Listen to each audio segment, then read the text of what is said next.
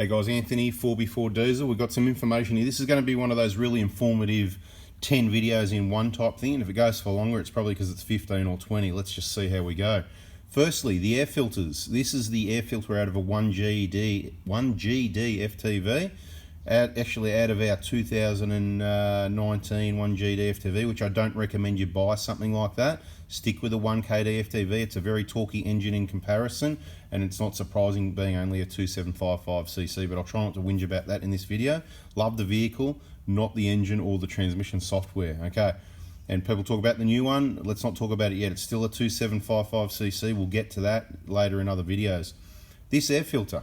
So we had the original air filter in till 30,000, okay? And then it got replaced. This must have been the, let me get this right here. It's confusing which air filter it is. I've got another one on the shelf here. I've got another one on the shelf. So we've only gone through two. So at 30,000, I washed it with just water, right? So that's the one that's in the engine now. It's in the vehicle. It's up at 45,000 now. Okay, so this one must be the second air filter that come back out again. That's right. So this one went in at 30,000. Recently went on a really dusty trip. Gave it a wash. Came up all right. But I did something different. I poured a heap of degreaser on it. You know, that Kenco water-based stuff. I probably shouldn't have. I should have mixed it, diluted it. And I really thought I gave it a really good rinse, but apparently I didn't. The good news is you can see it come up really clean. And there's been some suggestions about using the oxy action and whatever. So we're going to do a lot of these tests and test it out on our vehicles, and anybody else that's interested and has done this, please put it in the comments. Let's try and help everyone save money, because these are like 60 bucks each, right? Now, one mistake I made, so it's come up really clean. I haven't run this one yet. We're running the one that I only used water to clean, and I will do a video showing you how to do it, but I just want to get better at it before I show you, if you know what I mean. So you can see there's a little bit of dirt left in that. I think that's where, when it was drying, I stood the air filter up on its end like that.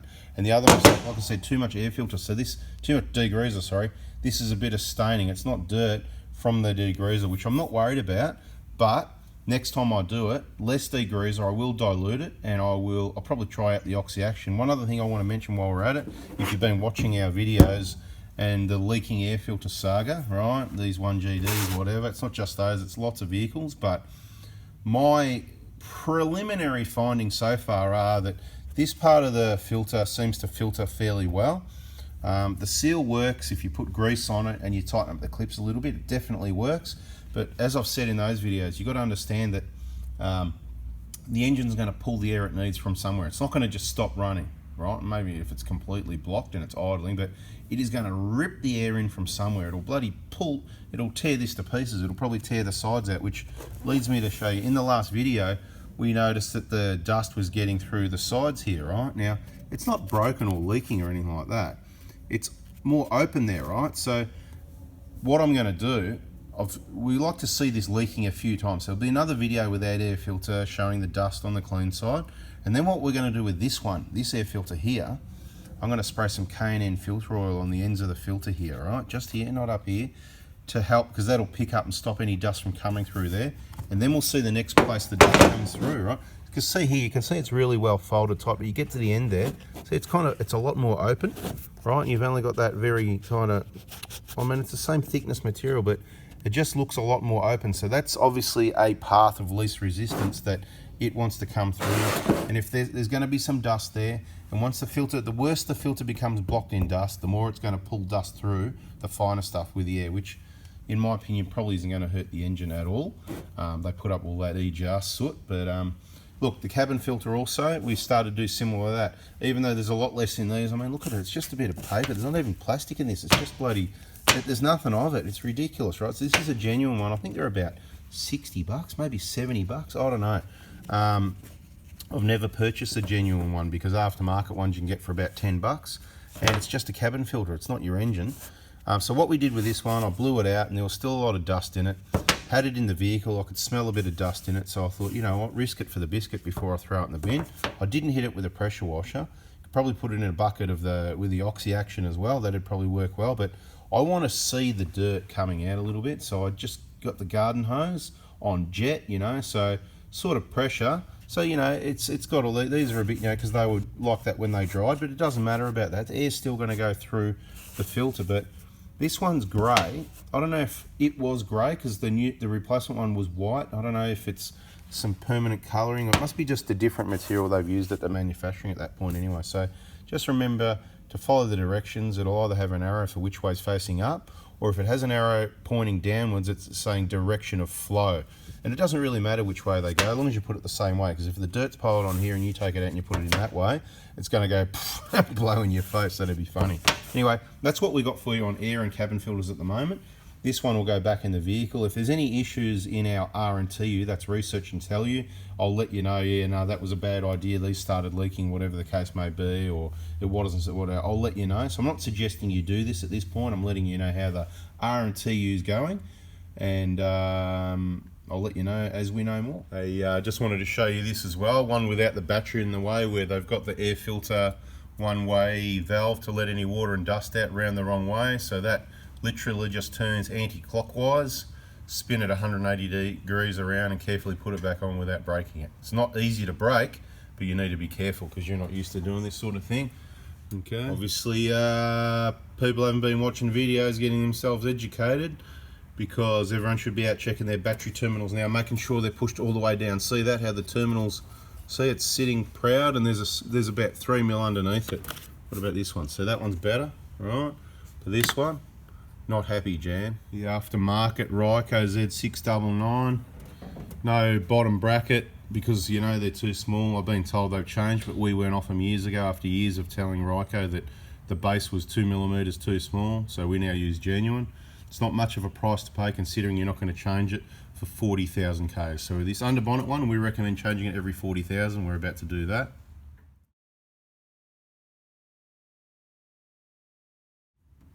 Oh, and when we grabbed it to see if it was even loose anyway, so we're going to loosen it off, push it down and tighten up that battery. All right, just having a look in the air box here. Just want to demonstrate that it's not a new thing that some dust gets through air filters, right? See that? You know, you can see my finger mark. It's not too bad. Look up here. Right, you can see those little bit of dust gets through. And how bad is it at this side? Bit dusty. Typical dusty air filter. I think that's going to get a new one, even though it's not due on this service. Exactly, it is if it needs it, and that's pretty dusty.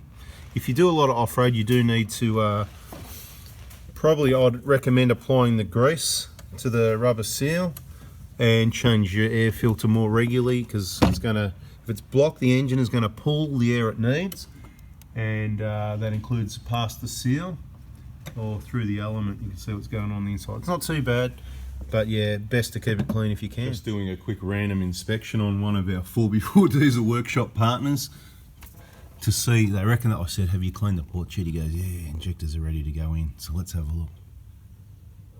Oh yeah. Oh yeah. Plug's in the way, but you know, whatever. Yeah. That looks good. I reckon we can trust them, mate. Something else to watch out for. Can you just move that hose for me where it was rubbing? So this is aftermarket. Fuel hoses and filters change things around a little bit. And you can't see it like that, right? It's sort of hidden behind there. Now let's lift it up and just show gently where you see the rub mark. Now that'll eventually rub through.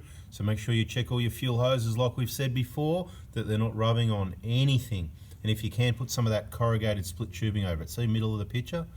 Factory stuff, like that. Okay, let's have a quick look at what slip joints should look like when they get a bit of a regular greasing, right?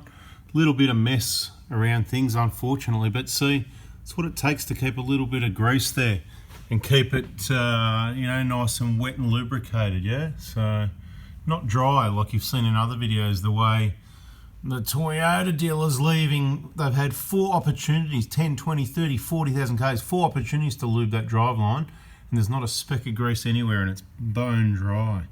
This is what it should look like, a little bit of wetness there, yeah? We're just changing out a radiator in a 150 Prado or LC 150 Land Cruiser. I just wanted to show how much oil there is in the intercooler, you know? Look at all this oil. Like usual, a little bit accumulates at the joins, but if you look inside, there's hardly anything to be seen. It looks like new. Maybe a very light coating, but it's certainly not full of oil like some people would have you believe. What a load of rubbish. It's getting a bit dark in here. Hey mate, I've got a bit of a problem. Can you come and check this out for me? Mate, we've got a problem here. What's the problem? He said he can't fit a passenger in. I don't see a problem. It's just a slab of Heineken there. Yeah, I think people are listening, yeah? Yeah, That's going to save them on all the extras a lot of money, isn't it? that's it. Okay, excellent, guys. We really appreciate that little gesture. But the other thing we want to note is we need some cans for trips. We don't take bottles on trips, we take cans. So if you can make it cans, that'd be even better. I reckon you better go and chuck that in the fridge, mate. Thanks, guys. See ya. Anyway, that's the videos you make when you're not making videos because you haven't got time to make videos. So look, we're just doing another injector job here. This is what we do all the time, injectors, injector jobs, because these vehicles are awesome. There's not a lot of, it's just the usual regular maintenance, which is replacing injectors as well. As you know, the problem is not enough people can do the job right. And another warning, just be really careful you don't end up with, we only recommend brand new genuine injectors, and you've got to be careful where you get them.